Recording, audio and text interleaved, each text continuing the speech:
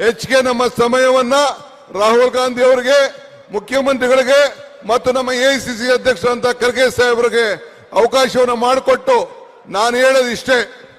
ಇವತ್ತು ನಮ್ಮ ಅಭ್ಯರ್ಥಿ ಹಿಂದೆ ಬಹುಶಃ ಮೊದಲಿಂದನೂ ಕೂಡ ಈ ಒಂದು ನಾಡು, ಕುವೆಂಪುರವರ ನಾಡು, ಬಂಗಾರಪ್ಪನವರಿಗೆ ಆಶೀರ್ವಾದ ಮಾಡಿದಂತ ನಾಡಿದು ಕಾಂಗ್ರೆಸ್ ಪಕ್ಷದಿಂದ ಎಲ್ಲ ಕೂಡ ಇವತ್ತು ಎಲ್ಲ ವರ್ಗದ ಜನರಿಗೆ ಶಾಂತಿಯ ತೋಟ ಅಂತ ಹೇಳಿ ಕುವೆಂಪುರವರು ಏನ್ ನಾಡಿದ್ದಾರೆ, ಅದಕ್ಕೆ ಒಂದು ಪವಿತ್ರವಾದಂತಹ ಭೂಮಿ.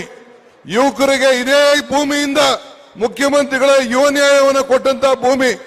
5 ಗ್ಯಾರಂಟಿಗಳನ್ನ ಇವತ್ತು ಕೊಟ್ಟು ನಿಮ್ಮೆಲ್ಲರೂ ಕೂಡ ಶಕ್ತಿಯನ್ನ ತುಂಬಿದೀವೋ ಇಲ್ವೋ, ಶಕ್ತಿ ಕೊಟ್ಟಿದ್ದೇವೋ ಇಲ್ಲೋ, 5 ಗ್ಯಾರಂಟಿ ತಪ್ಪಿದೆಯೋ ಇಲ್ಲೋ, ಎಲ್ಲರೂ ಕೂಡ ತಪ್ಪಿದೆ.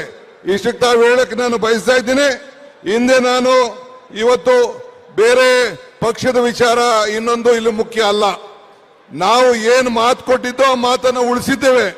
ಆ ಮಾತನ್ನು ಉಳಿಸೋದ್ರಿಂದ ಇವತ್ತು ಜನ ಇಡೀ ರಾಜ್ಯದಲ್ಲಿ 28 ಸೀಟ್ಗೆ ಖಂಡಿತ 20 ಸೀಟನ್ನ ಗೆಲ್ತೀವಿ.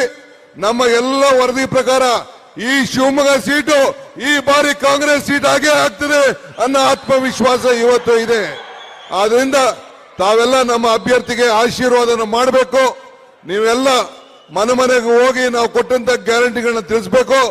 ಎಐಸಿಸಿ ಅಧ್ಯಕ್ಷ ಅಂತ ಮಲ್ಲಿಕಾರ್ಜುನ್ ಖರ್ಗೆ ಸಾಹೇಬರು ಮತ್ತು ರಾಹುಲ್ ಗಾಂಧಿ ಅವರು, ನಾನು ಸಿದ್ದರಾಮಯ್ಯನವರು ಹೆಂಗೆ 5 ಗ್ಯಾರಂಟಿಗಳಿಗೆ ಸೈನ್ ಹಾಕಿ ನಿಮ್ಗೆ ಕೊಟ್ಟಿದ್ದೇವೆ, ಅದೇ ರೀತಿ ಅವರು ಕೂಡ ಗ್ಯಾರಂಟಿಯನ್ನ ಸೈನ್ ಹಾಕಿ ಕೊಟ್ಟಿದ್ದಾರೆ.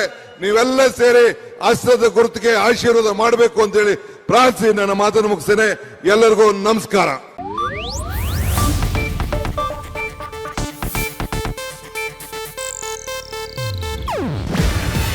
ಇದು ಏಷ್ಯಾನೆಟ್ ನ್ಯೂಸ್ ನೆಟ್ವರ್ಕ್ ಪ್ರಸ್ತುತಿ.